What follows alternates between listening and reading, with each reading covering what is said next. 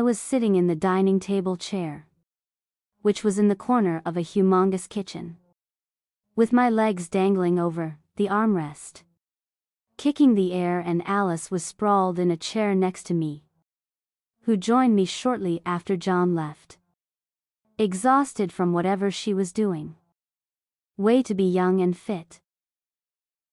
I watched people move around the modular kitchen. Various kitchen equipment, most of which I didn't even know how to use, were placed on the counter. It suddenly occurred to me and I jumped from my seat, startling Alice. "What's wrong?" She gave me a confusing look. "I'll be back soon." "Where is my luggage?" I asked. "Second floor. Last room down the hall in your right." "Something wrong?" She sat up straight, confused and worried. "No. I'll be back. Stay here." I ran to the second floor through infinite steps, skipping 2 at a time. There were only 3 rooms on that floor. I ran down the hall and spotted the white wooden door. Luckily, it was not locked. Locating my shoulder bag on a couch, I grabbed a certain violet box I was searching for. Closing the door behind me, I ran back downstairs. She stood up from her chair, seeing me. "What happened?" "I went to grab this." I handed her the box and waited, gauging her expression, and my smile widened when she gasped. "I got this for your birthday. I forgot to give you because of all the commotion that happened that day." She smiled at me, squealing, and pulled me into a hug. "Thank you. This is so beautiful. Here. Let me." I clasped it around her neck. It looked perfect. I sat in my room, cross-legged on the bed, full in stomach after a very liberal dinner. "Hey." A very familiar and a very cheery voice answered the call after the first ring. "Hey you. What are you doing?" "To said." I pulled my phone away as a very loud noise came from her side. "I was cleaning." "That was the vacuum," she said, cutting down the noise. "At night. In everyone." I was bored. I smiled, although she couldn't see me. "Already?" "Clarice." I could hear her breathing. "Yeah. I guess. It is empty here without you." Her tone softened to one of sadness. "I have left you my favorite cuddle pillow," I said, hoping that it would cheer her up. "It's already in my bedroom." She laughed. "Maybe you should get a new roommate. That apartment can get really lonely sometimes." "Maybe. I guess." We talked for a few more minutes. About everything and nothing, to the point where both of us were yawning. I disconnected the call after numerous miss yous and goodnights. I was sitting on the bed, deep in thoughts, when a soft knock came from the door. I looked up to see Ryan coming through the doorway. "Hey. You settled? An idea?" he asked, coming to stand a few steps away from me. "Not yet. I guess I was tired from walking around the house most evenings." I shrugged. That was the truth. There was a lot of ground to cover and I didn't even get to the first floor. He chuckled and went to the dressing table, placing his wallet and watch on it. I watched him in confusion and around the room, and I noticed his things casually lying around on the nightstand, on the coffee table, on the couch. "Wait. Is this your room?" "As not then?" I asked as it slowly dawned on me. "Yeah," he said, catching my eyes in the mirror. "And I'm sharing a room with you." "Clauston?" I asked, half pissed, half surprised that no one told me about it. His reaction changed and he turned around to look at me. I thought you would be comfortable sharing the room with me. His voice was calm. Then with who? He's our. Okay. I was getting irritated at this point. That with literally anyone else in this pack house whom you've never met before. He stated as a matter of fact. Why do I have to share? What about individual rooms? 1. Well. The pack house is full at this point. And if you want an individual apartment, you have to go further deep into the woods, and I don't think that's safe. There was no room in this 2-floored mansion. Bullshit. What about Alice? I can stay with her. He chuckled. Yeah. She's already sharing it with John. I mean, maybe I should have known. They were mates for 2 years now. But nonetheless, I was shocked. She never told me. I scoffed. Laughing. I could feel his eyes on me, silently watching me as I looked around as if looking at the corners of the room would bring a solution to this awkward situation. I honestly didn't know what to make out of this. Maybe I should go for a room hunt tomorrow, to check it for myself that no other rooms were available. I'll take the couch, he said, walking to the closet and coming back with a towel and some clothes in his hand. He stopped, about to close the door, and said, just for one night. That's not a very comfortable couch. Good night. He shut the bathroom door, and I plopped down on the bed. I changed, keeping an eye on the bathroom door, and sleep never came this fast to me. I slept like a log because of all the exhaustion. It was 7 inches the morning when I woke up. I never actually had the time to notice the interior decor of this room. The king-sized futon bed was mounted on a platform, with crisp white linen bedding linens matching the padded headboard. The walls were a pale icy shade of blue, giving a serene and intimate vibe. Walnut-stained nightstands stood on either side of the bed. Night lamps on top of them, with expensive-looking night shades. The draperies were white, going the wall color. The wood flooring contrasted the whole white vibe, covered by a plush white rug. The furniture was minimalistic, matching the interior. There were 2 doors other than the main door, probably bathroom and walk-in closet. I shoved the quilt aside and got up from the bed.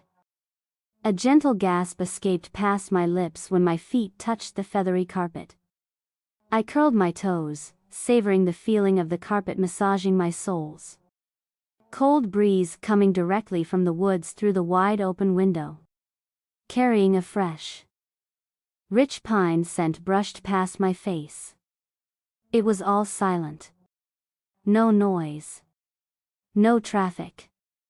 It was so serene that the entire view looked motionless. I jumped back at the sound of twisting of a doorknob. I turned around. Wrong move, Bella. He stood there, wet from the shower, a fluff white towel dangerously low on his hips and another on his hands, drying his still damp hair. I totally forgot that I was in his room and he slept here last night. For someone who was used to getting walked in on or walking in on by girls, this was a new sight. My mind was too foggy from just walking up and this freshly showered specimen in front of me. I took too long than it was socially acceptable to avert my eyes. A smirk played on the corner of his lips. When I finally looked up at his face, few strands of his wet hair were sticking to his forehead, reaching his eyebrows. Water droplets rolled down from his face to his neck, and then through his hard torso and got lost in his towel. Focus. Does anybody have a sexy neck? Heck. He had a long and Focus. You are staring.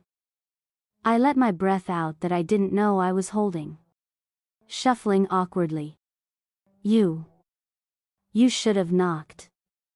I said, looking at nowhere but his eyes.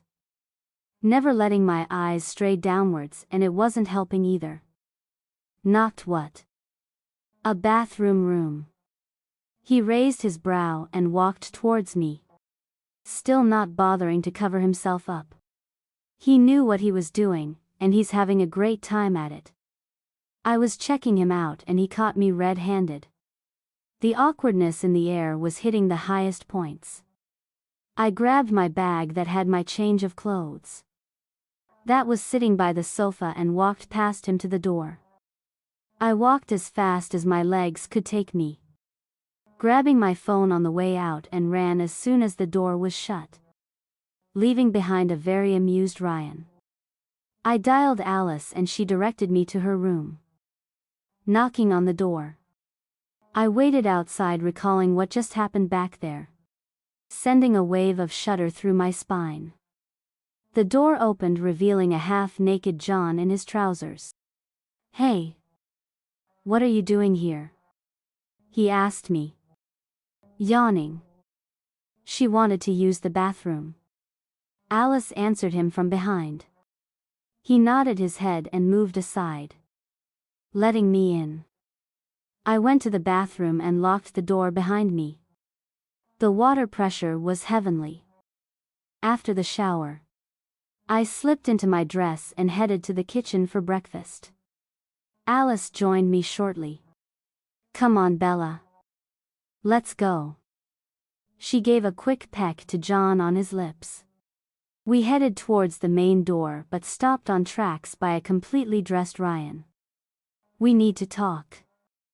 He climbed down the stairs. His focus on me. He was in a white button-up shirt and black pants with his black blazer in his hand. "About what? And way?" I asked. Confused. He looked between Alice and me and continued. There were rogue sightings at the border. John came to stand beside him. A deep frown on his face. "So. I am in." I looked at him and between John and Alice. Waiting for an answer. "For some safety reasons you will have to stay here. At the pack house. Until the situation is cleared. I can talk to your management regarding it."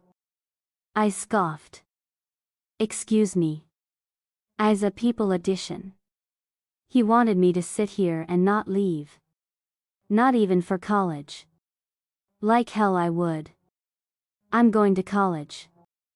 If you are afraid of these rogues, your beta female and gamma will be there to protect me. Don't you trust them?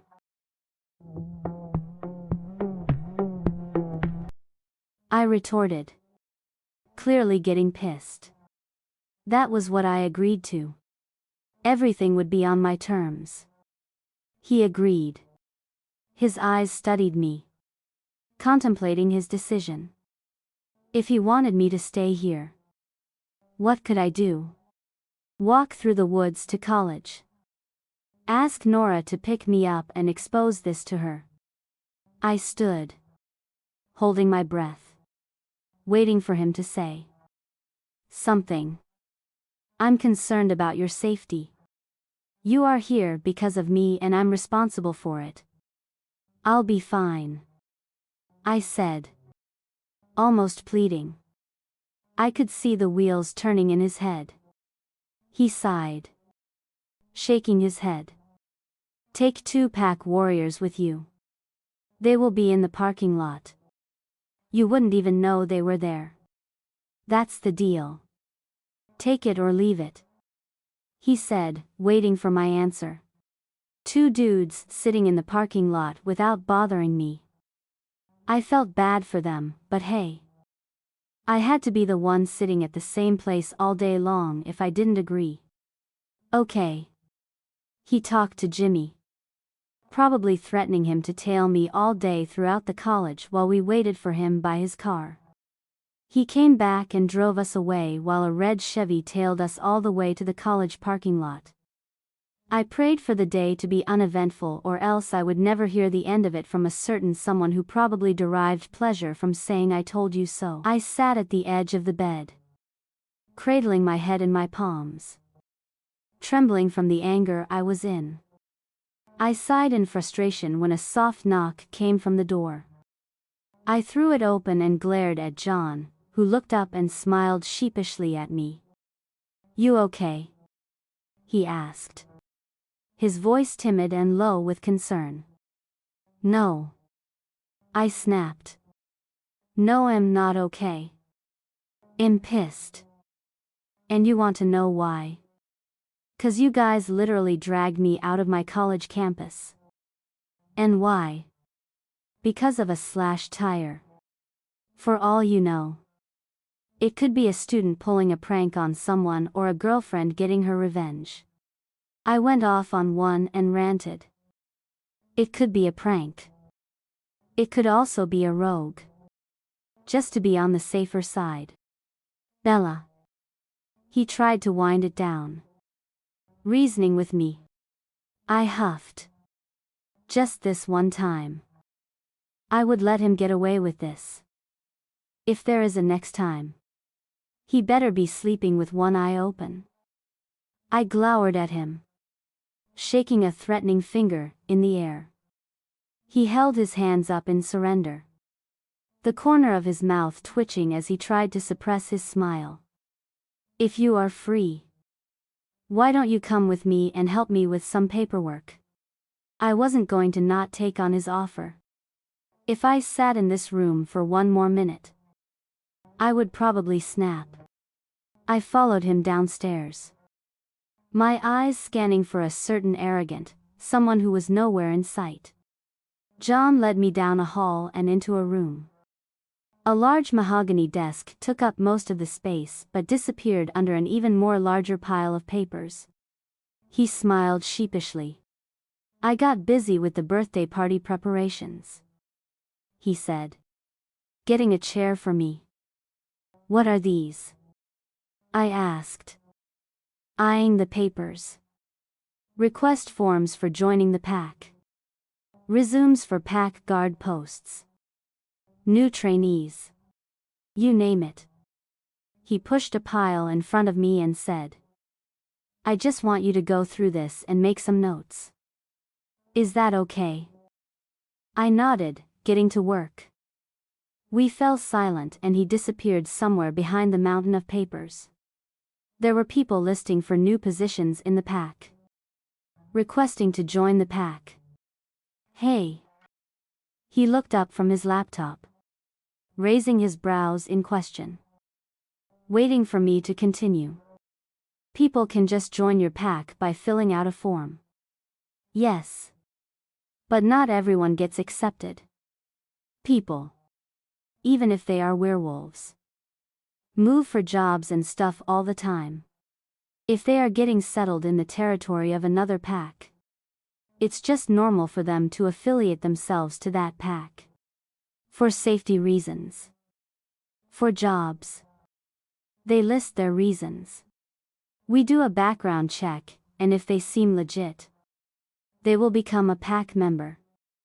I nodded, deep in thoughts. I was still amazed that an entirely different system exists among us and they still manage to blend well with human society. "Am I a part of your pack?" I blurted out. He smiled at me, his eyes soft. "Yeah. Not officially yet, but yes. You have been. Ever since you walked into this house 2 weeks ago." I smiled back. He went back to his work and I to mine, and soon it was evening, and I was craving for some snacks. I stretched my tired limbs and stood up. "Okay. I'm done. I'm going to grab some snacks. You want anything?" "I'm good. No thanks." He shook his head, not looking up from his laptop. I walked out of his study into the main hallway when the familiar white car pulled up in front of the main doorway. Alice walked out from the driver's side, waving at me. She and Jimmy stayed behind in college. "Where's Jimmy?" I asked her, looking over her shoulder as he didn't come through the door. It wasn't like him to trust his car with Alice. Said he had a few errands to run. He gave me his car key and skipped classes. And by the way, I heard what happened. I'm sorry. Yeah. That. I pursed my lips. Still pissed that it happened. Anyway. She laughed, trying to defuse the situation. What did you do all day? I helped John with his paperwork. And by the way, you are spoiling him. He has a ton load of work pending because he was busy picking dresses for you. She laughed. What can I say? He is in love and am not complaining. She shrugged, walking away. Sounds of her laughing, receding into the distance. Shaking my head. I smiled and walked into the kitchen for some Maria specials. I changed into a casual tee and shorts and walked through the hallways, looking for empty rooms. But it turned out Ryan was indeed telling the truth.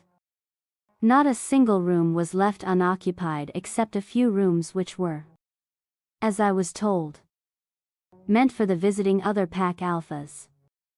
Alice and John went out to visit his parents. Jimmy was nowhere to be found.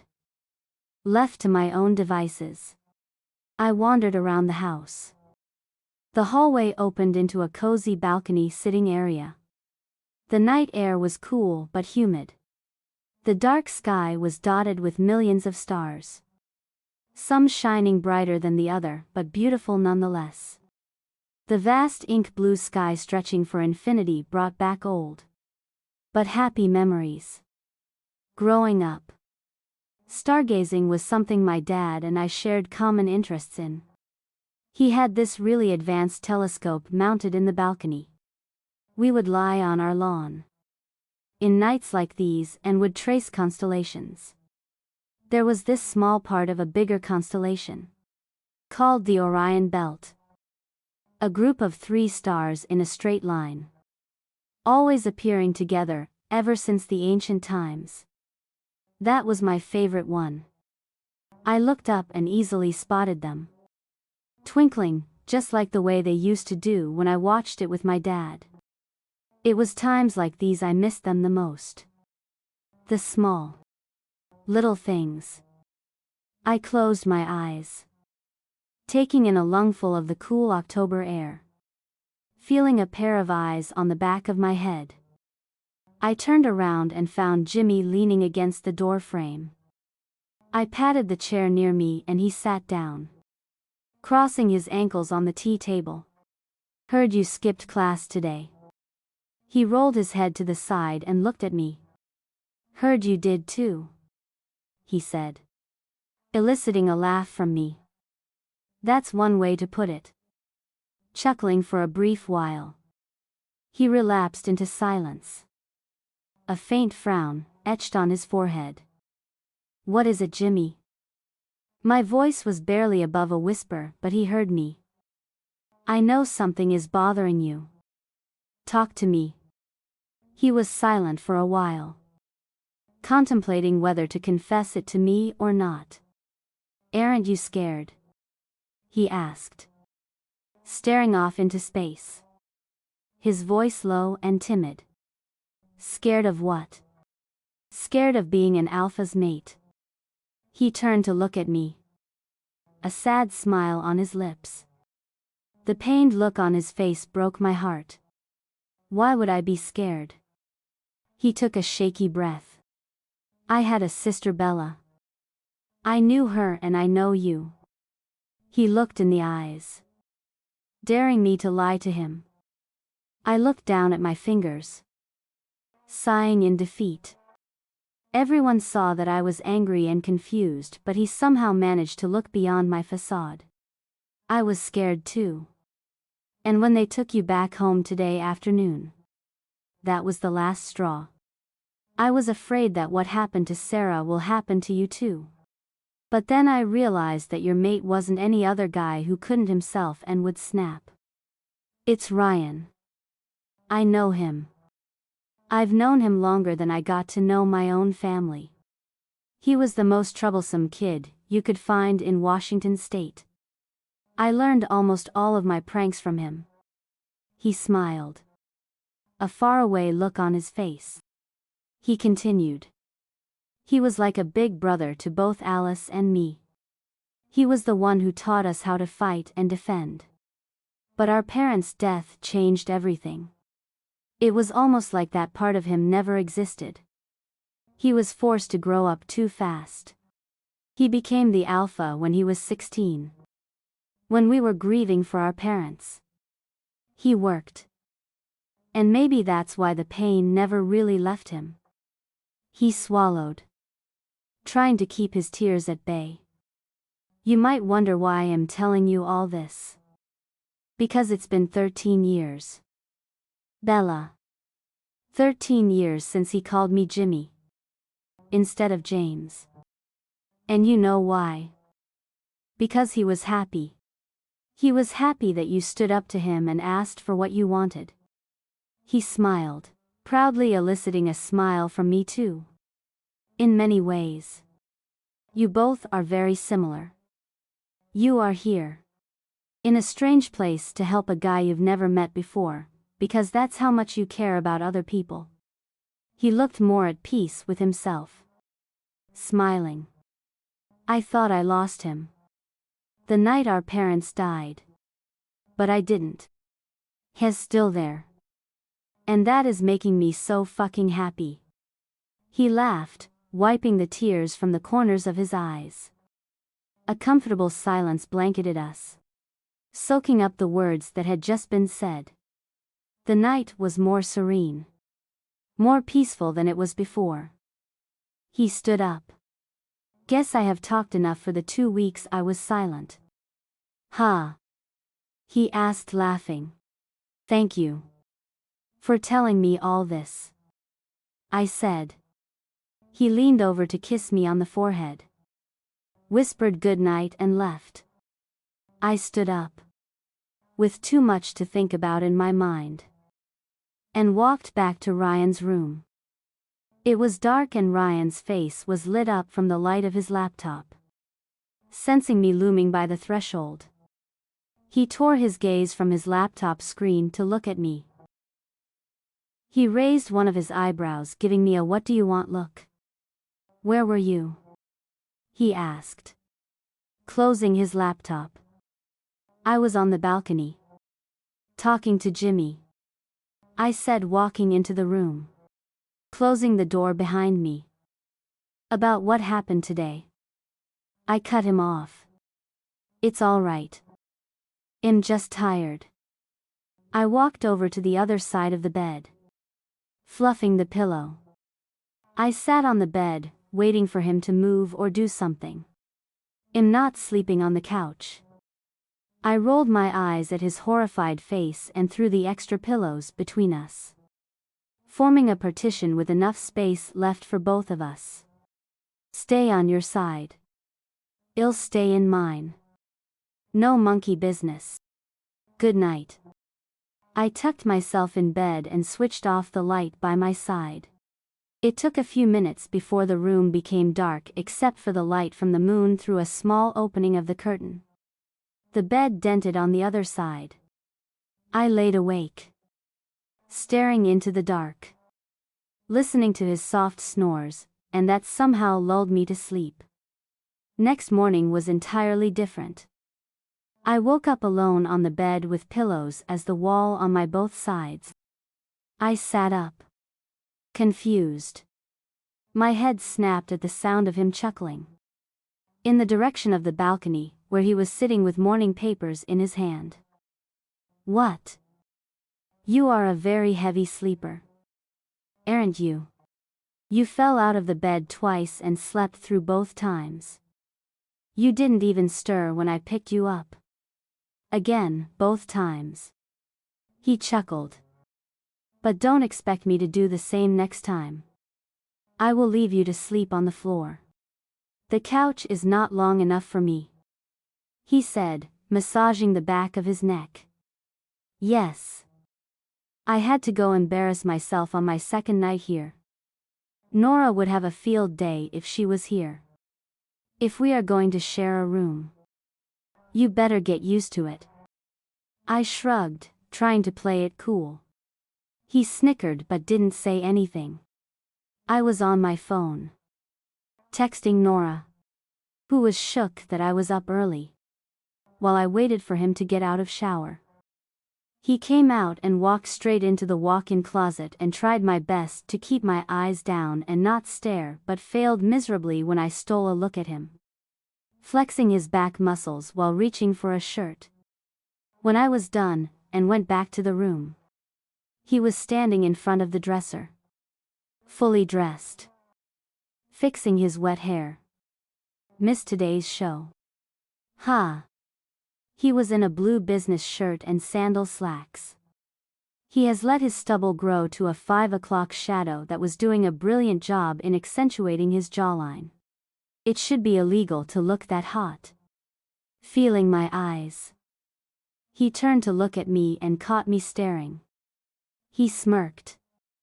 Here we go. He was going to say something completely arrogant and spoil the mood. I stood rooted to the ground as he walked towards me, still smirking. He stood in front of me, closer than he normally would.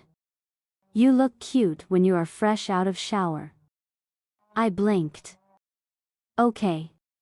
That was unexpected. Like any normal human being, I sucked at handling compliments. I felt hot as a heat rose up my neck, leaving me with flushed cheeks. And when you are blushing now? Him standing too close and smelling like heaven wasn't helping the cause either. I held my breath and looked pointedly over his shoulder when he leaned forward, close to my ear, his warm breath fanning my neck. See? It wasn't that hard to say it out loud when you like what you are seeing. And take a picture next time. It lasts longer. He stepped back, gave me a smug smile and turned around, waving at me over his shoulder. Bye, sweetheart. I could almost hear him laughing from the other side of the door. Arrogant prick. The smell of his cologne still lingered in the air and I was still little out of breath from the little encounter. I caught my eyes in the mirror and was surprised how red-faced I still was, and he didn't even touch me. I shook my head and grabbed my bag on my way out, trying but failing miserably in stopping myself from smiling. I felt a piercing headache forming, burning the remaining of my brain cells by the end of the classes. I took my books and walked out as fast as I could to the parking lot. Jimmy was back to his old self again. I didn't get abducted in the middle of my class like yesterday. Life was good.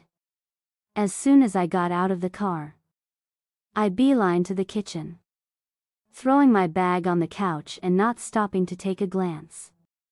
Ever since I got a taste of Maria's cooking, the head cook of the pack house, my college cafeteria's food started tasting even more like garbage. I hopped on the counter next to where she was working. She looked up at me and smiled. Whatcha cookin' good lookin'? 10. She laughed, grabbing a plate for me. She was like grandma I never had. Like the one who cooks food for you and throws your dietary plans in the wind and insists that you eat another serving. She served me a generous slice of her infamous apple pie. Thank you, Maria. You are awesome. We talked and laughed for a brief while before I bid her goodbye and went to my room. Well, his room. I drew a hot bath for myself and threw in some bath salts I could get me hands on. The hot water felt amazing against my cold skin and tense muscles. A good relaxing soak could do wonders. I washed up finally with a shower. and changed into my comfortable pajamas. I was standing in front of the mirror, combing my wet hair when I heard a loud crash and shouts from downstairs. I was curious and wanted to check it out, but knew better than to get tangled up in a werewolf business. I strained my ear, listening for any further sounds when the door flew open, hitting the wall behind. Coming out of its hinges and entered someone I could barely recognize. I knew it was Ryan, but he looked hardly recognizable.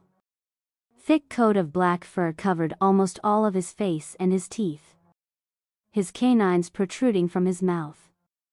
His eyes scanned the room and turned into deeper shades of blue, almost black. When it landed on me, an involuntary gasp escaped past my lips when he charged towards me in 2 long steps and pushed me back with him until my back hit the wall.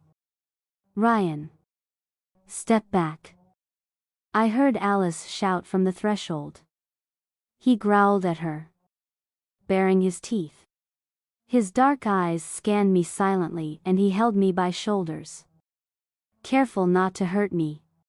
My breath came out in short pants. I was too confused to make a sound. He leaned forward and nuzzled his nose over my collarbone, inhaling my scent. His large hands moved to my waist, pinning me to the wall to stop me from squirming. It took minutes to realize what was happening. I stood there, frozen under his touch. The frequent brushing of his lips and fanning of his breath over my bare neck sent waves of shivers down my spine. I looked over his shoulder at a terrified Alice by the door. John stood behind her, on high alert, ready to jump in if anything went south. I closed my eyes and concentrated on my breathing. His labored breath became even when he slowly leaned back. His skin flushed and back to normal, but his eyes, they were closed shut. He was shaking uncontrollably. His face was contorted in pain. I reached forward, as a reflex, to touch him. His eyes flew open, wide in surprise, and without another word, he turned around and walked out. Alice was by my side instantly, her eyes scanning me for any injury. "Are you hurt?" "En Mayans." I shook my head negative. He made sure of that. My heart was beating at a rate that I thought it would jump out my ribcage. I walked on my wobbly legs, gripping Alice tightly for support, and sat down on the bed. "What happened to him?" "He looked different," I whispered, staring into the space. "He didn't shift back completely." Worry was evident in her voice. One has to be calm and concentrated when they shift back to their human form. It's like a primitive instinct. Our wolf won't go back if we feel restless and only does when it is made sure that the danger is removed. John lingered for a minute by the door to make sure that we were okay and left. Probably to find his alpha. "Why did he come here?" "Aloe," I asked her, but more to myself. "He wanted to make sure that you are safe." That was the only way for him to calm down. A mate's scent can do wonders. It can literally bring a beast to his knees. What made him so restless that he couldn't shift back? He was calm and even flirted a little with me this morning. "Are you okay, Bella?" Her concerned tone pulled my back from my line of thoughts. "Yeah. I'm fine." I tried to sound strong and smiled at her. "Okay," she said, carefully watching me. But she didn't push it. "I forgot to tell you something. There's a little gathering this weekend to officially welcome you to this pack. I was planning on doing some shopping tomorrow. You okay with that?" I wordlessly nodded. That's another thing to worry about, but I pushed it to the back of my head. Ryan's face flashed in front of my eyes. every time I tried to close my eyes. The look he had on his face when he finally calmed down. There was so much pain and suffering in his face, and the look he gave me when I tried to touch him. His eyes so full of fear and distress. He didn't come back that night, and I went to sleep wondering where he would be in this moonless night in the woods. Rogues. They were like cockroaches. You couldn't just get rid of them once and for all. What pissed me off more was that they were spotted more often after Bella moved here.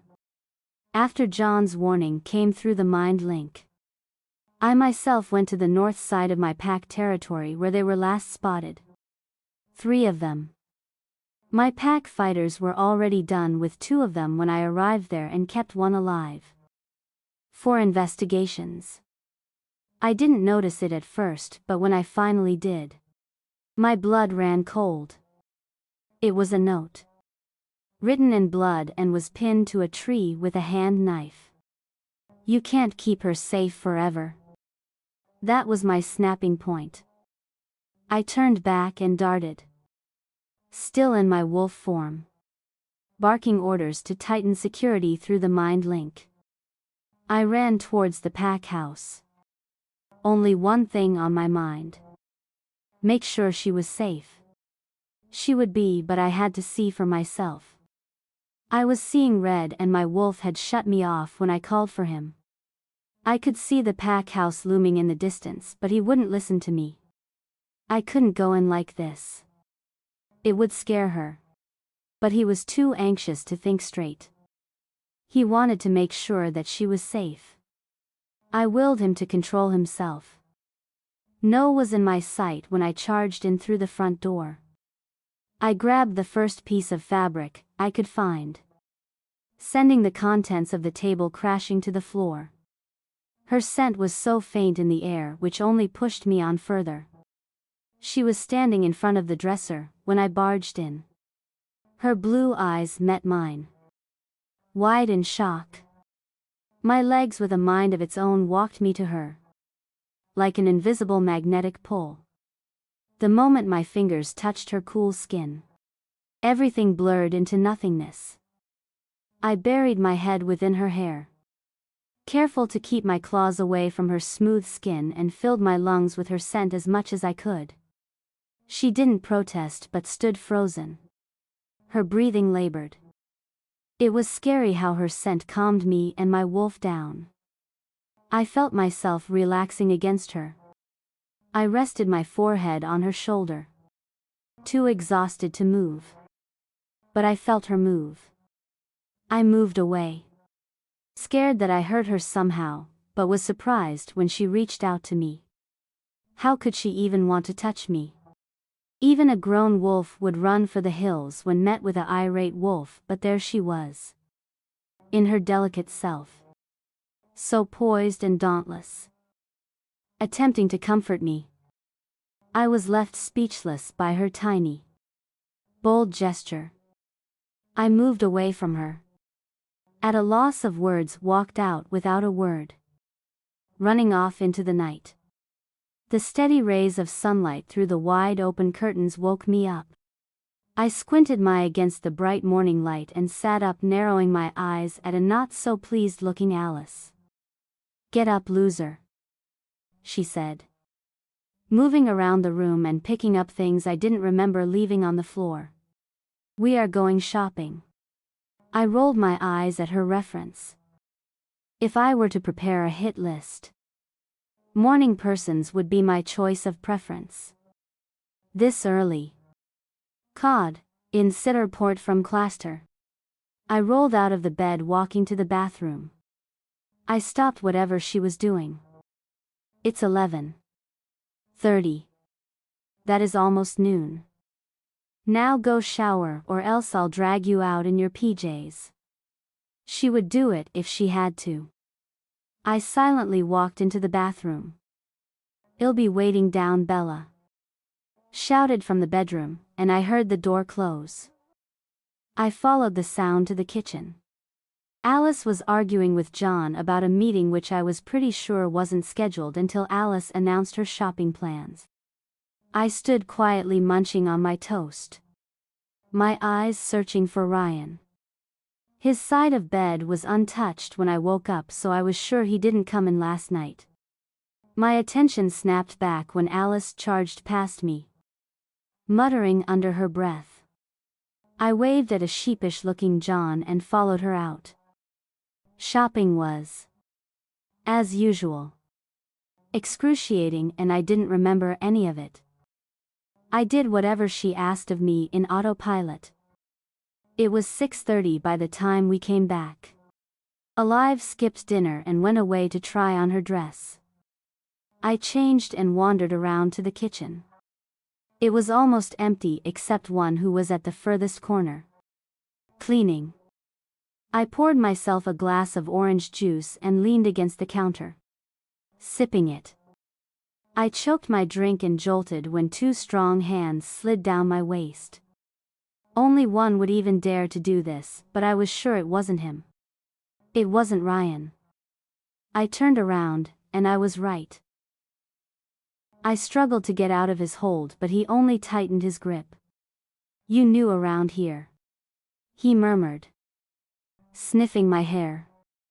"Get your hands off me." I hit his chest and pushed him away when he leaned forward. He pressed me to the counter with his hips, caging me between him and the counter. I screamed, clawing at this face. "Get off." My sentence was suddenly cut off by him getting pulled away. A broad body between two of us. "Get away from her," Ryan growled, clenching his fist. "Alpha," the guy whispered, stepping forward. "Wrong move, buddy." I couldn't grab Ryan's arm fast enough. He pulled back and punched him square in the jaw. He stumbled back, covering his bleeding nose. He charged forward to finish what he started, but John intervened. "Take him away," he told John and walked towards me. "Revamp my house, John. We are moving there, after the party," he said over his shoulder, still looking at me. "Yes, Alpha." Ryan slowly reached forward and gently pulled my left hand up, which was bleeding, somewhere between getting pushed against the counter and me struggling. I knocked off the glass and it cut me in the palm, and I didn't feel anything with all the adrenaline that was pumping through me. "What happened?" "Oh my God, Bella. Jesus, what happened?" "For N.A." She gently inspected my wounded hand. "Take her to the hospital, Alice. I have something to take care of. Take Jimmy with you. John's busy." I watched him storm off, his form tense. Alice drove me to the hospital, asking million times whether I was okay. We were sent to an examination room, and soon a pretty doctor, probably a few years older than me, entered the room. "Hi. I am Dr. Rachel Greenfield. Can I see your wound?" She gently lifted my hand and inspected it with her gloved hand. "Greenfield. Are you Dr. Ned's daughter?" Alice questioned her. "Yeah. I am. I was in California for about 5 years studying and returned to Wood Springs a few days ago." She answered her with a smile. She gave me an injection for the pain, which came back once I got down from my adrenaline high. She stitched up the wound and bandaged it. "Stay here for a while. I'll be back in a minute." She smiled at both of us and left us in that small gray room. "She's hot," Alice murmured, which cracked me up. "Where the hell is this Jimmy?" She sighed, exasperated, and the door flew open at the same time. "Speak of a devil and there he is," Alice told under her breath. "Are you okay?" He stopped mid-sentence and loomed by the door. "Not coming in." He looked around the room, frantically searching for something. "What's wrong?" Alice asked him. taking a step towards him. He looked like he was about to pass out. Mate. What? He didn't bother to repeat and stormed out off the room. Stay here, Bella. I'll be back right now. She ran after him, calling out his name. The hell I will. If I had heard him right. Which I pretty sure did. I wasn't gonna miss anything out. I followed her out to the corridor and stopped in my tracks beside her at the site in front of us. Jimmy had her in a tight embrace, tears trickling down from the corner of his eyes. Kissing Rachel. In the middle of the hallway. Alice squealed beside me, grinning from ear to ear, mirroring my reaction. He pulled back and held her face in his hands, blinking his tears away. There could not be a better timing. Alice cleared her throat, bursting their little bubble, bringing the couple back to reality. Their heads snapped towards us. Both of them were beaming at us, standing in each other's arms, struggling to keep their hands off each other. Worth the wait. Huh. I winked at Jimmy, pulling him into a hug. Very much. He whispered, hugging me back. By the time we reached the pack house, a small crowd had formed in the entrance hall. How did they know? I informed them through the pack link. Alice elbowed me, smirking. That would save a lot of phone bills. Ryan and John walked out of his study, joining us. He eyed my bandaged hand and looked up at me. I'm fine. I mouthed and gave him an assuring smile.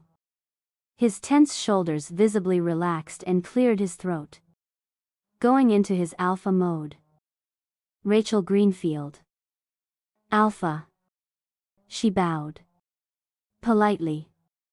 You will be introduced as the gamma female of this pack at the ceremony tomorrow. Congratulations. You too.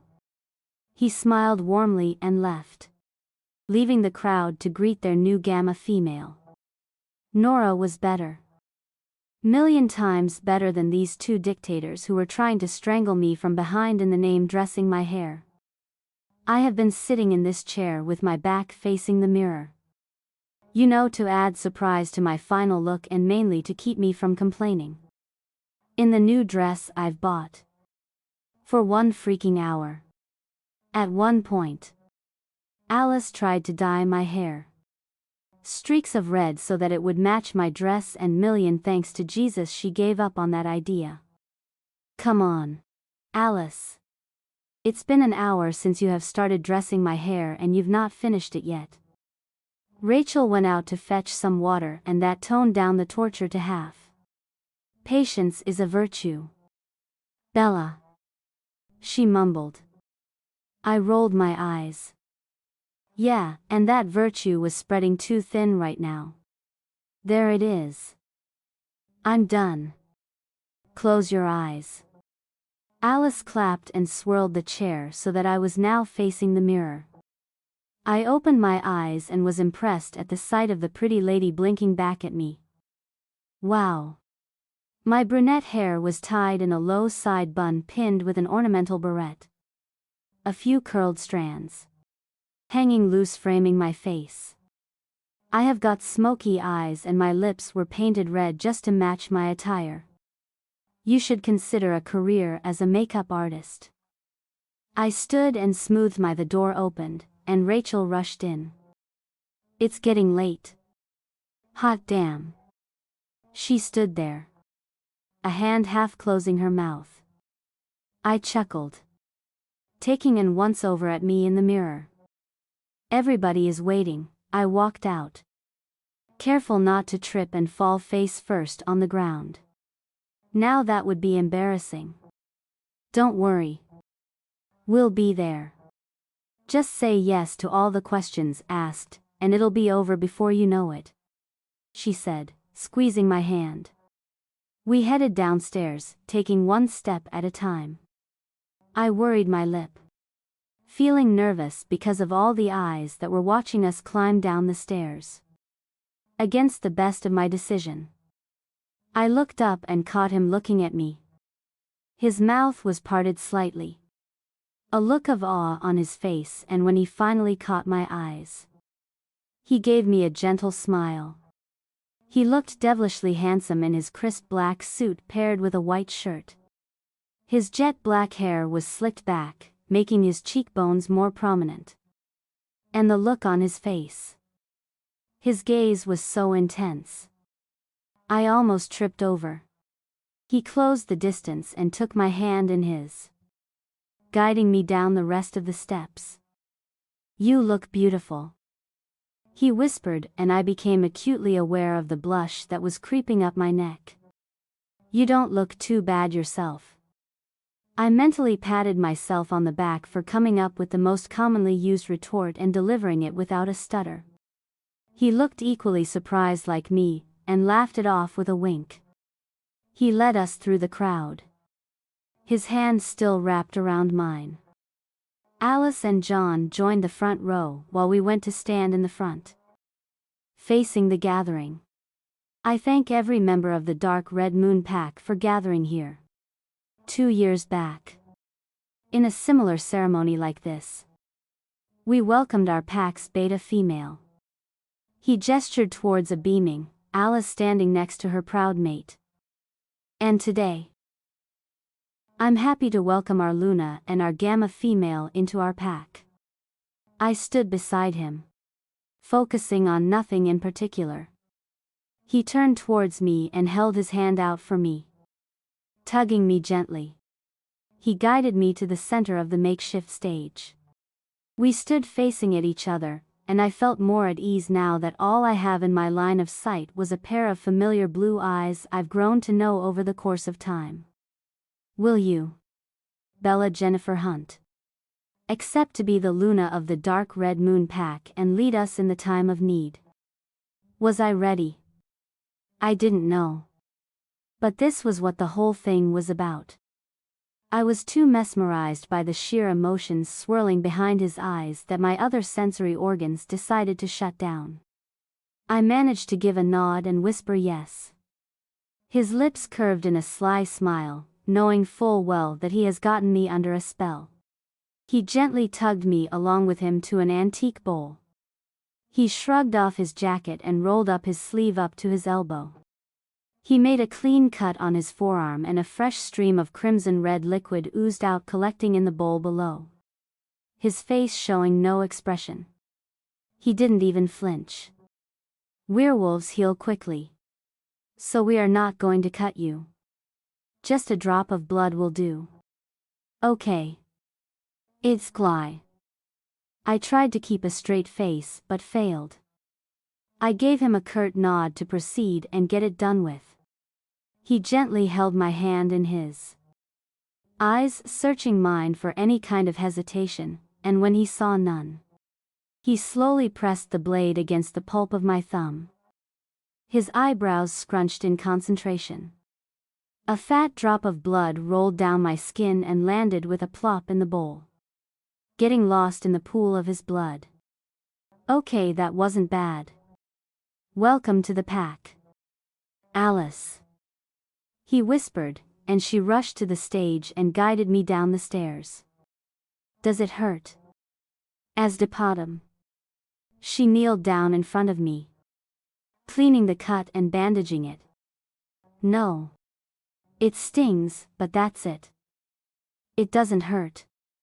He made sure of that. My eyes found him again on the stage, prepping it for Rachel with few other pack members. The same ritual was carried out with Rachel, him mixing blood with hers. Every new pack member has to undergo this ritual. By mixing their blood with the alphas, they are pledging their allegiance to him. "It's a symbol of loyalty," she said, her eyes still watching the ceremony. When it finally got over, the party began. My mouth was aching from smiling and thanking constantly at people who came up to me with wishes and greetings. I half turned around when I felt a hand at the small of my back. Ryan came up from behind me and dipped down and whispered, "I hope you packed your stuffs." I rolled my eyes. After everything that went down yesterday afternoon. He insisted on us moving to his place that was a 5-minute drive down the road from here. "You could have your own room there," he said. I wasn't exactly complaining about our sleeping arrangements at the pack house, and normally I wouldn't have accepted his proposal to go live with him alone. But that was a tempting deal, and frankly I was pretty shaken up by my encounter with that guy. "You are lucky that I was a lazy goose and didn't unpack completely when I moved here." He chuckled. "Come with me. I want you to meet someone." Taking my hand in his, he guided us gently through the crowd, politely accepting the greetings from the people we passed. The crowd got thin beyond the entrance hall, and he led me to an old couple who were talking to a tall blonde girl. The elderly woman caught my eyes first, and before I could greet her, she reached up and pulled down with her in a tight bear hug. She pulled back, her small hands cupping my face. "You look beautiful." She was a short woman, but it was clear as day that she was in charge at the house. The fine age lines around her eyes and the smile lines around her lips proved that she was a woman who has seen things but chose to believe in the good in the world. Her burgundy dress looked elegant on her, and her silver hair was put up in a neat bun. "Bella. Mr. and Mrs. Connor." Of course. How did I miss that? John was literally a photocopy of his father minus the receding hairline and the majestic mustache. "Oh, come on, Ryan," she chided him. "It's Ben and Cecilia, honey." Her warm smile contagious. "And this John's sister, Jess. Both the Connor kids have got their mother gray eyes." She ignored my extended hand and pulled me into a hug.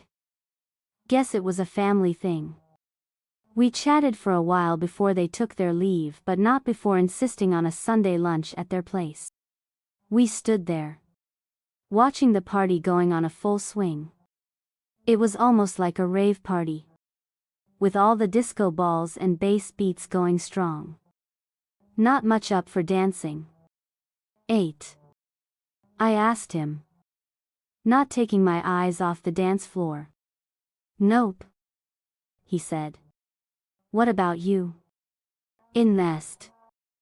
"No. Not for the sake of humanity." He chuckled beside me, his eyes crinkling at the ends when I looked up at him. "Do you know who should not be much up for dancing?" "John." I followed eyes to the crowd and doubled up with laughter. John was dancing, more likely flailing around the dance floor, his moves not syncing with the beats, in front of Alice, who was dancing up a storm.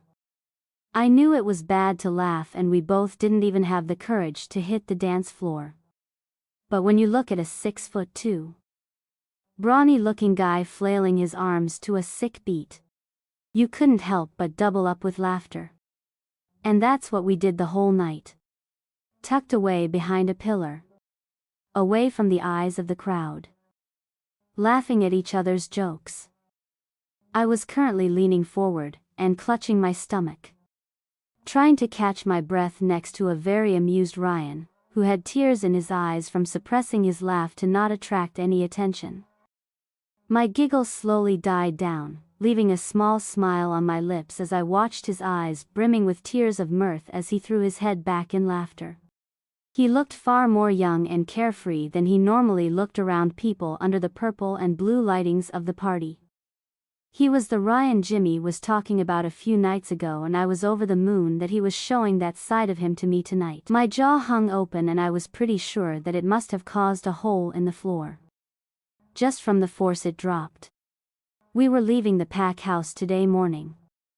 Everyone told me that his house was big, but no one told me that his house was actually a villa and that it was huge. The Pack House was an old-fashioned Victorian mansion, but this was straight out of Architectural Digest magazine, checking every box for modern architecture. The modern building was dominated by large expanses of glass panes, replacing solid walls. Even in bedrooms. Well, someone didn't care about a little privacy. An open-air swimming pool accompanied by a hot tub and lounge chairs took half of the villa's outdoor, with sparkling blue water lapping on the tiled edges and low-lighted floor. It would be sight to look at after sundown.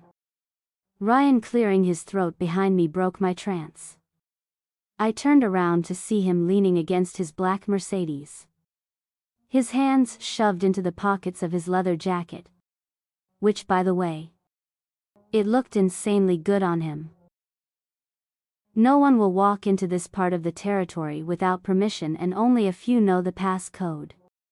So, you don't have to worry about the glass walls. He finished with an amused smirk on his face.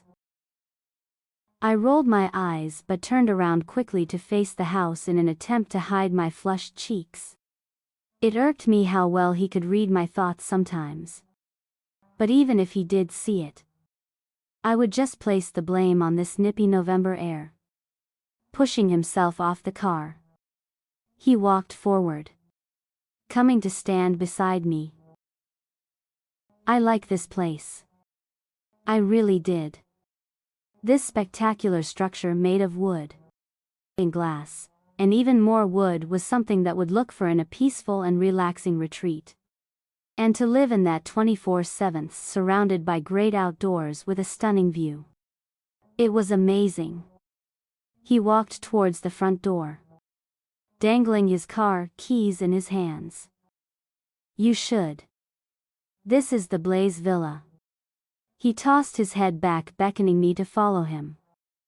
Of course he owned this. What was he, a mob boss? We wore suits all the time. I know my house and I tend to have that effect on women. But you should really get moving. It's cold outside. The smug smile on his face told me how much he was enjoying this. Show off. I murmured under my breath and followed him inside. I heard that, he said over his shoulder, tossing the keys in a bowl by the door. I'll hold an applause for that once I'm done unpacking, I retorted back, earning a chuckle from him. If I thought the view from outside would have prepared me for the interiors, I was terribly wrong. I could go on and on about how warm and homely it felt standing in the living room. Take a tour around. I'll be in my office down that hallway. Don't get lost, and if you do, cry Marco really loud. He walked away, laughing at his own joke, and disappeared behind a wall. The living room I was standing in was designed with black and white motif and a vintage couch which curved around a wooden low table. I sauntered down the hallway and into the aesthetic of the kitchen tempted me to want to learn cooking and to practically live and die there. The white marble countertops contrasted the wooden flooring, and everything there was literally spotless. And I wasn't fazed by the face that I was kind of turned on by this ideal kitchen. The kitchen was joined by a small dining area which was delineated by a wooden shelf full of antiques. The sitting room, which was, so far, my favorite part of the house. The room was furnitured with mid-century modern staples and a fireplace with really tall marble mantel. It was with natural light that was flowing in through the floor-to-ceiling glass sliding doors that opened into the patio and the swimming pool. Christmas mornings here would look cozy. I came out and walked the wooden stairs that were paired with glass railings up to the second-floor hallway, which was decorated with abstract paintings. It had 2 doors on the left and a huge balcony facing the woods. The first door from the balcony was the master bedroom. A huge king-sized bed was pressed against the wall on a raised dark wood platform and up to the headboard. The furniture was minimalistic and cozy. The French windows opened into a cozy balcony sitting area with the same killer as that of the balcony.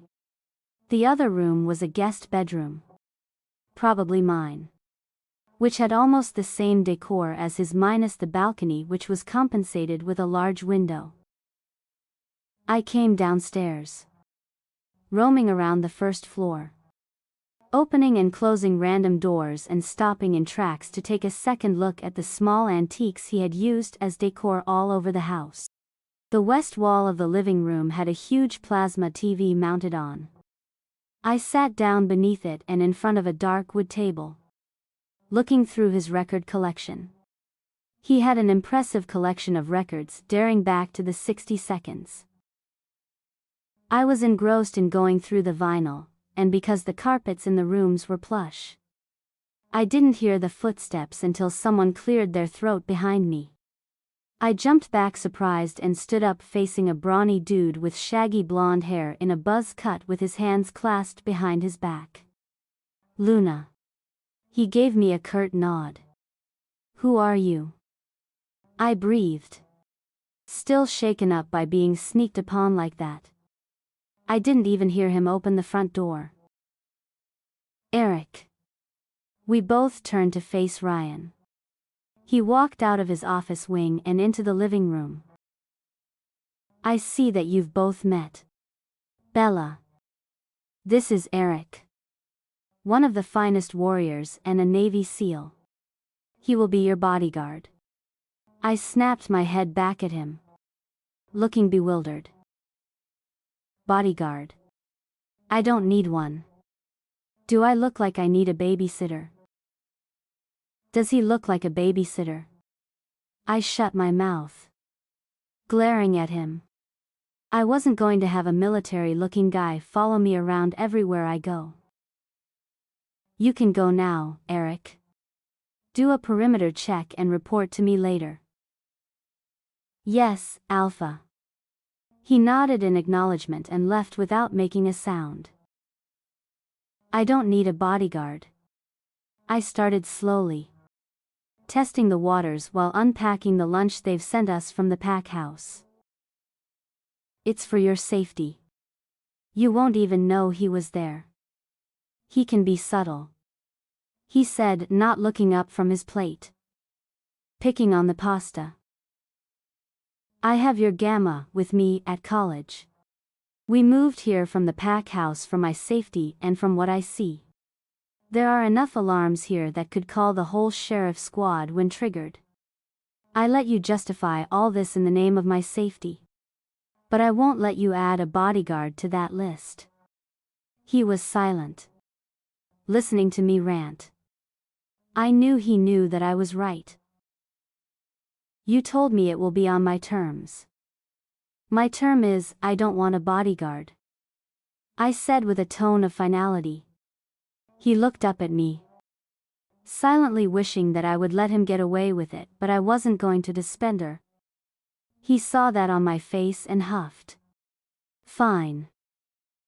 We finished our food in silence. He went back to his office and I went to unpack my bags. I didn't even finish the first bag when my phone rang. Nora. Hey. How are ya? I plopped down on the bed, lying down facing the ceiling. I'm great. Guess what? I could guess that she was jumping on her seat from the excitement in her voice. What? I got a date. What? I squealed and sat up, grinning from ear to ear. Who is it? Have I met him? Do I know him? She was giggling on the other side. It's Mike from Public Relations. I might have told you about him once or twice. Jesus, Nora. Is he cute? He is. And you what? He said he has been waiting for months to ask me out. She showed me her dress she had picked out for the date and we sent photos back and forth sharing hairstyle and makeup ideas for her night. A curt knock came from the door. It cracked open and Ryan walked in. My laugh died down at the strange look on his face and his lips pursed in a tight line. Nora. I'll call you back. All right. I got to go. I stood up watching his eyes carefully following my every move. What's wrong? He held up a brown bag in front of him. Is this yours? Maybe. Where did you find it? In my car trunk where you kept your luggage. His voice came out low and strained. Well then. It must be mine. His jaw clicked and stalked towards me in long strides, causing me to back off until the back of my knee hit the bed. He stopped a few inches away from me. Extremely inside my personal space. His strong cologne invading my nostrils. I held my breath because he was standing to close any small movement from either of us and we would be kissing. Are you trying to seduce me? Ms. Hunt. His closeness sent my heart on shrill. Dangerously escalating my heartbeat. What? The hell died down in my lips. My brain had turned into a mush seconds ago, and I was painfully aware of every breath he took. He took a step back. His eyes closed and his jaw clenched. I need to take a cold shower. Without another word. He turned and left. Leaving me gasping for air.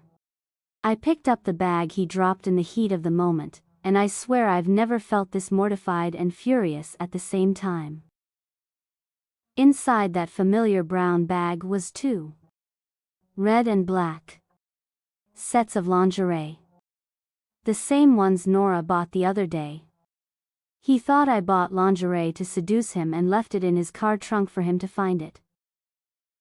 I thought I hit my peak embarrassment when I tripped and fell face first on my prom night, taking my date with me to the ground. But apparently I was wrong. Nora. I didn't know when and how she managed to smuggle it into my luggage, but she better dig up a hole and stay there and pray to all the gods she has ever known that I wouldn't find her.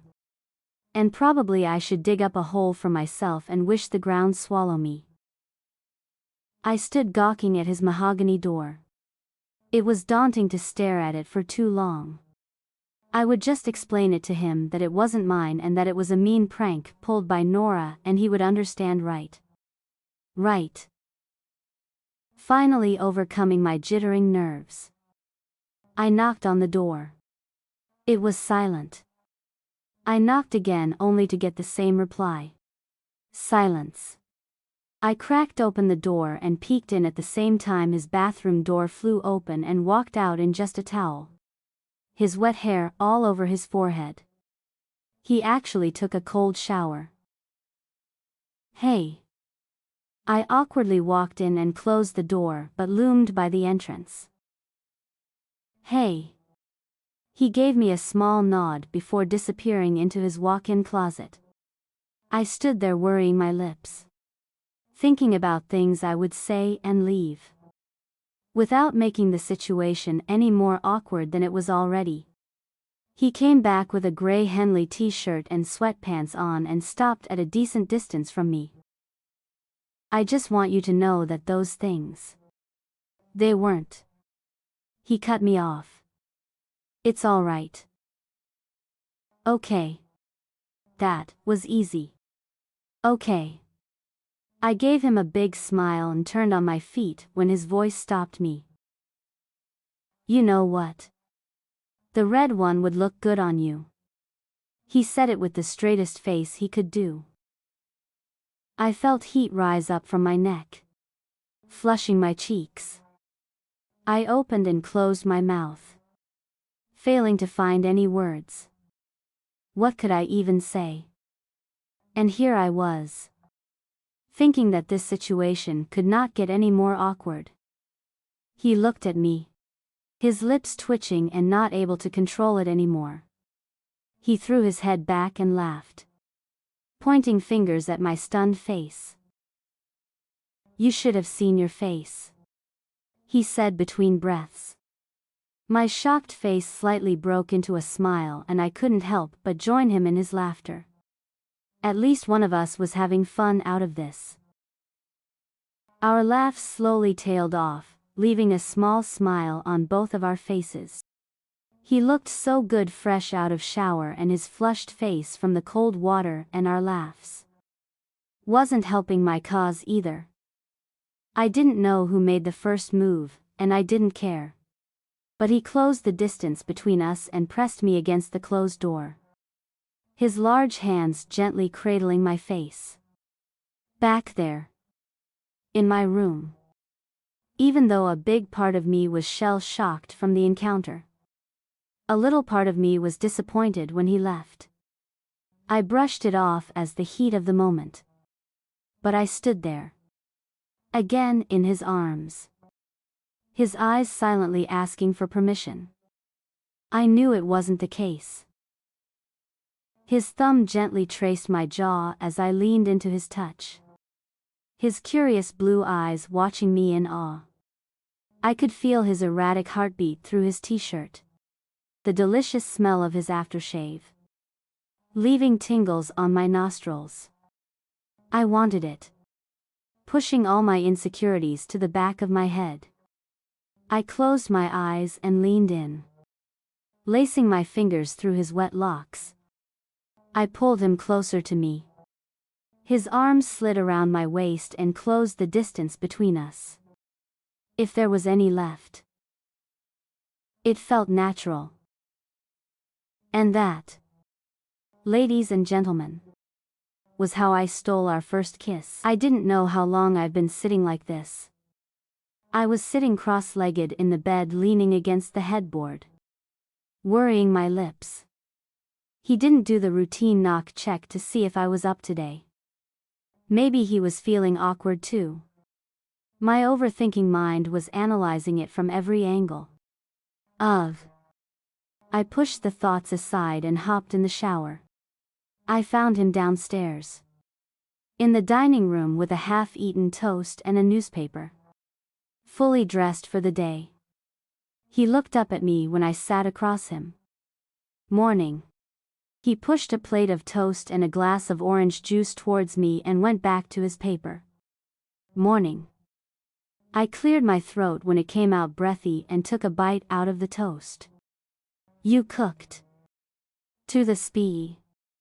Hoping to start a conversation, I asked him. He raised his eyebrows, amused. Yeah. I put the bread in the toaster and buttered it and poured the juice in the glass. You know, the whole meal. He chortled. I scoffed. Very funny. And just like that I knew we were back to normal. Back to quick, witty remarks and bickering. I was actually happy that we both weren't caught up in yesterday night and not being awkward about it. Jimmy will be picking you up in 10. You want me to stay? I shook my head. I'll be fine, I mumbled with a mouth full of food. Charming. He chuckled and got up, grabbing his keys and blazer. He paused for a second and looked at me, about to say something, opening and closing his mouth, but thought better of it and left. College was, as usual, torture except for medieval literature. I kept zoning out in almost all of my classes, thinking about yesterday's happenings. I knew that it wasn't just a very good dream or wishful thinking. He was there, and it happened. I had tingles on my lips to prove that. I was absent-mindedly moving the food around my plate and jumped back when Jimmy slammed his fist on the table in front of me. What the hell? Jimmy. I glared at him and picked up the bottle he knocked down. I called your name for like 5 times. Earth to miss. What were you dreaming about? I huffed. I wasn't dreaming. I'm just tired. I didn't get enough sleep last night. I sighed.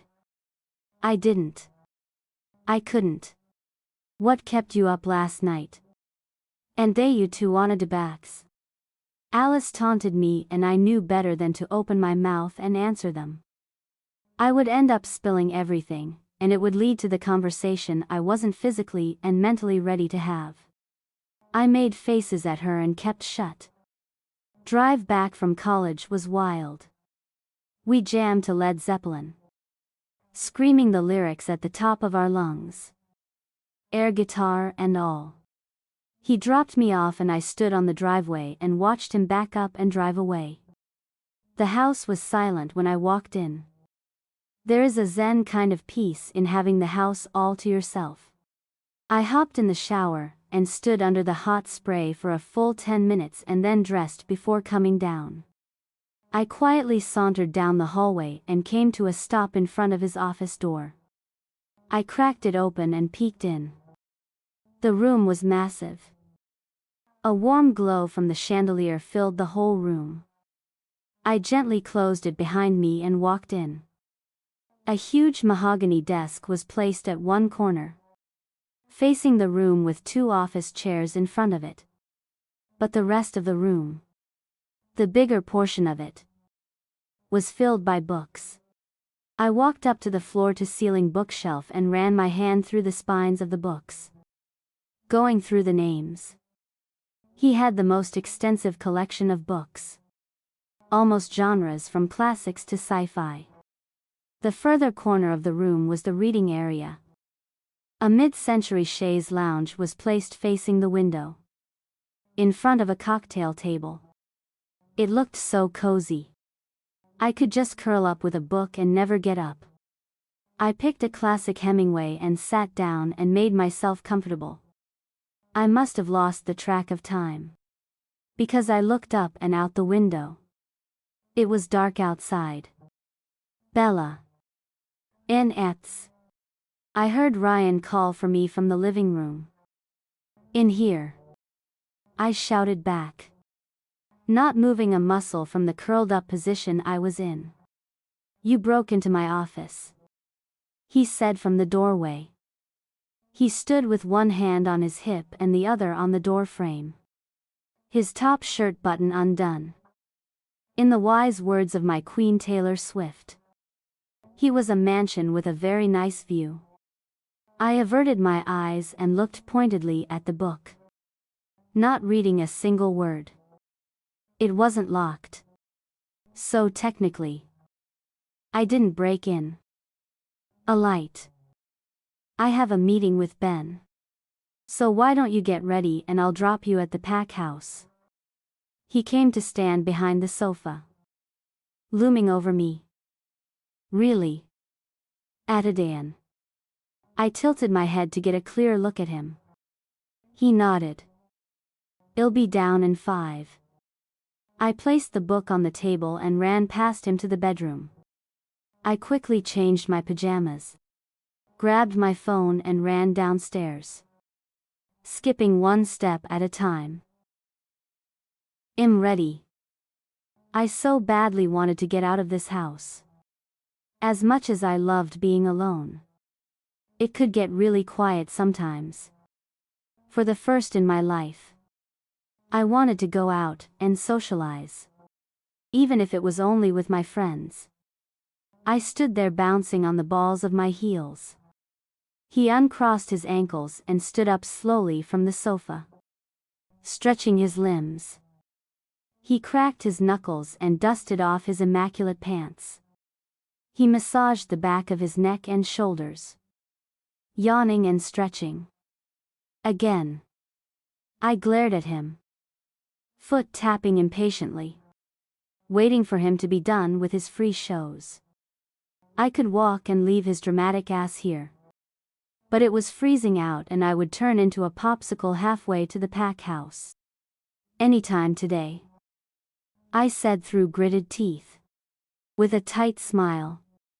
He opened his eyes from his self-time massage, meeting mine, the corners of lips twitching. He walked past me to his car with me following him. The second he parked the car in front of the pack house, I hopped out and slammed the door. Hey! Wait! He called me over the roof of the car. Getting out. What now? I threw my hands up in frustration. He seemed hell-bent on pissing me off. Send that lazy-ass John down soon, he said, checking his watch. Payback time, buddy. Oh. It's getting late. To my braided? I asked innocently. He actually seemed to be in a hurry. You could have saved some time back there, buddy. I intentionally turned lazily. With an evil smirk. I swayed my hips slowly. Climbing one step at a time. Making baby steps. Doing my best slow-mo. I heard him groaning and the sound of the car door slamming shut. I turned around to see him charging towards me. Muttering something under his breath. That's it. Playtime over. I broke into a run, giggling. Making no stops. I dashed down the second-floor corridor and threw their door open. Biggest mistake ever, and I would live to regret that for the rest of my life. They were both but naked. Getting it on. Oh my God. I never gagged that hard in my life. I slammed the door shut. Shuddering. I heard collective gasps and a thud. Followed by a string of curses from the other side of the door. The door flew open and a disheveled John stood on the doorway. Gripping a white sheet around his hips. Alice chuckling behind him from the bed. Ever heard of knocking the door? He chided. Ever heard of locking the door? It is no way. I retorted back. I knew I should have knocked, but hey. They should have locked the door too, if they decided to go at it in a place where more than 50 people resided. What do you want? He rolled his eyes at me and huffed. Clearly shook from the little encounter. I hope your alpha has your lazy ass for being late. I smirked. Which only turned into an evil laugh at the look on his face. Shit. His eyes widened in horror as he scurried back into his room. Searching it for a decent clothing. Alice threw his pants at him and he was out of the door in record time. Muttering curses under his breath. While I waited patiently by the door. I looked back at Alice, who was laughing on her way to the bathroom. I'll be back in a minute. I walked into the room. Closing the door behind me and kept a safe distance away from the bed. No way I was going to sit there. She came out. Dressed in fresh clothes and smiled at me. So finally. Some girl's time, huh? She came to sit beside on the couch, yeah. Finally. I leaned back on her sofa. Hiking my legs on the coffee table. How's the new place? It's so beautiful. But it gets quiet sometimes. I'm always used to have someone around me. Either Nora or you guys. But I think I'll manage. Besides. He has an impressive book collection. What more an English major could ask for? She smiled. Yeah. He would go through about 3 books in a week when he was in school. A small smile played on her lips in nostalgia. You know what? It is knowing new by Aston. She stood up and walked to her closet. I have something to show you. She came back with a thick binder in her hand. A photo album. She motioned for me to come sit on the bed with her. Nope. Not happening. Not until you change sheets. She laughed and we settled on the floor. On her plush carpet. First few pictures were of their parents. They were young. In the arms of their mates. Laughing. Nobody was looking at the camera. They were either looking into their partner's eyes and leaning forward. Doubling up with laughter. It was a moment of genuine happiness. She smiled softly, tracing her fingers gingerly over their faces. They were so young. Just a few years older than we are now. Cece was pregnant with Jess at that time. So she and Ben stayed behind. It was Ryan's, Jimmy's and my parents who went to the convention. They were. She swallowed, her eyes watering. I took her hand in mine, tracing circles with my thumb. They were ambushed by a pack of rogues on their way back. She wiped her tears, sniffing. Ryan was the only old enough to know what happened, and it hit him pretty hard. Ben and Cece practically raised us all. We were quiet, breathing silently, letting the moment sink in. Anyway, she sighed and turned the sheets. It was their pictures.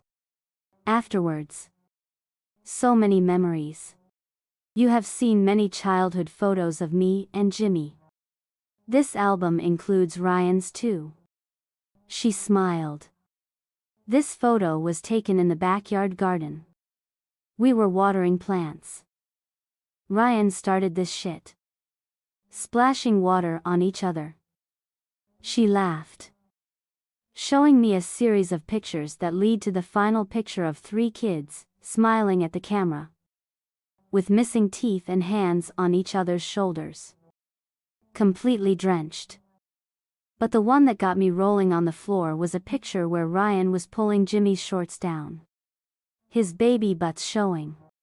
His face was red with embarrassment while Ryan's was full of amusement. Cramps. I sat up clutching my stomach that was aching from laughing too hard. And there were many other pictures, telling old stories. Their firsts. Their most embarrassing moments. You name it. Even though I was laughing so hard, there was a pang of sadness from not getting to see any of my life's moments pictured like this. The only picture I could get hold of when they moved me to the orphanage was my parents' wedding photo. Nothing more. No albums. No stories to tell. We were laying on the carpet, side by side, with the album in between us, staring at the ceiling and talking about everything and nothing. What does he do? Ryan. Where does he get all his money? I mean, he owns a Benz and a huge villa, and that too in this economy. He is 25 and he already has a job, a house and a car. She gave me a surprised look, turned and laid on her side, propped up on her elbow, hand supporting her head. He owns a company. I thought you knew. What?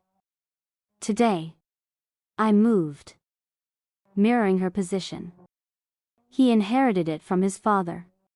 Ben is the acting CEO now, but Ryan will take over soon, she said in a matter-of-fact tone. I never knew that. I thought he had a really nice job with a really good paycheck. Blaze Techs. Literally the only company in technology in San Bornton. How did you miss that? Guess I didn't connect the dots. She began to laugh, her eyes crinkling at the corners, and I couldn't help but join her. All of a sudden, her smile dropped off her face. She turned pale. Her eyes glazed as she stared into the space, her posture rigid. Alice. I shook her by her shoulders. Are you okay? She murmured something incoherently. All I managed to hear was rogues. Alice. Breathe. Come on. Breathe in. I propped her up against the headboard of her bed, and I jumped off the bed to fetch some water. She gasped loudly and looked around the room frantically, clutching her stomach. What happened, Alice? She ignored my question and ran past me downstairs, with me hot on her heels. The commotion from downstairs kept on getting louder as we neared it. Shut the front door and the backyard double door. Get any warriors you could find and put them near those gates. Don't let anybody in or out. She barked orders left and right to the male wolves in the pack house and turned on her heels towards me. Bella. Go and lock yourself in Ryan's room, and don't come out, unless it's any of us. Go. She pushed me towards the stairs. What the fuck? Alice. What the hell is going on here? I yanked her by her arm to face me. I'll tell you later. Go quick. She pleaded. Tell me. Now. I raised my voice to let her know that I wouldn't move unless he told me what was going on. It's the rogues. They are here again. They killed one of our warriors. Alpha just now informed me and what? She shook her head. Bella, please. I'll tell you everything later. Please. Go now. The fear in her eyes scared me, and I wordlessly nodded and ran to our old room. Bolting the door. I ran across the room and pulled all the windows shut and sat on the bed. Shaking. All I could hear was howling and the commotion from downstairs. The full moonlight that seeped through the window and the darkness in the room danced around each other on the wooden floor of the bedroom. I didn't know how much time had passed. It was quiet for some time, followed by a loud crash, and then it was dead silent again.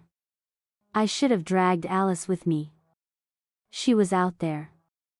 Panic started to set in when I heard another crash from downstairs. I walked to the door but stopped when a loud knock came from the door. I jumped back when another knock came. Louder this time. Rattling the locked door on its hinges. Bella. It's me. John. Open up, John. In resent. I had my hands on the lock.